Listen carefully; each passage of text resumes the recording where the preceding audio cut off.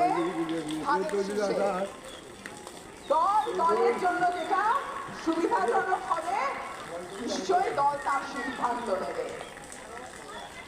আমি গত 17 বছর কিভাবে রাজপথে ছিলাম, যখন মিডিয়াতে একটা শব্দ বলার কেউ ছিল না, তখন কিভাবে আমি দলের কথা মিডিয়াতে বলেছি, কিভাবে সংসদে দাঁড়িয়ে প্রধানমন্ত্রীর সামনে দাঁড়িয়ে বলেছি এই সংসদ অবৈধ, সেটা আপনারা সবাই দেখেছেন।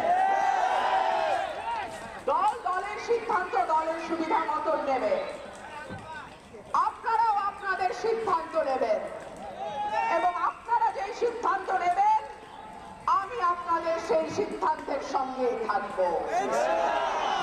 আমি দলকে 17